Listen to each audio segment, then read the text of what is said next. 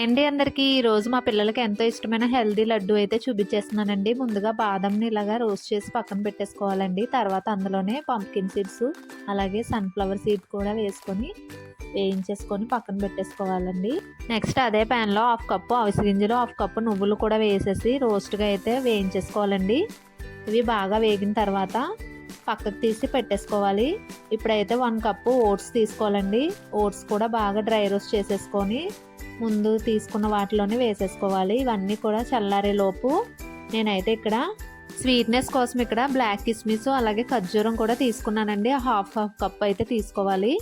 రెండు సేమ్ రేషియోలో తీసేసుకొని ప్యాన్లో నెయ్యి వేసి అందులో వేయించేసుకోవాలండి. బాగా వేయించుకున్నాక పక్కన పెట్టేసుకోవాలి. ముందు డ్రై ఇంగ్రీడియంట్స్ అన్నీ చల్లారిపోతాయి కదా, అవి కూడా ఇందులో కలిపేసుకొని మిక్సీ అయితే పట్టేసుకోవాలండి. బాగా ఫైన్ పౌడర్ కింద పట్టేసుకోవాలి. మిక్సీ పట్టేసిన తర్వాత మనకైతే పౌడర్ అయితే ఇలా రెడీ అయిపోతుందండి. ఇప్పుడైతే ఇది ఒక ప్లేట్లోకి అయితే తీసేసుకొని మనం లడ్డూలు అయితే చుట్టేసుకోవాలి. ఈ లడ్డు అయితే చాలా హెల్దీ అండి. పిల్లలకి డైలీ అయితే ఈ నట్స్ అన్నీ కలిపి తీసుకోరు కదా పిల్లలు.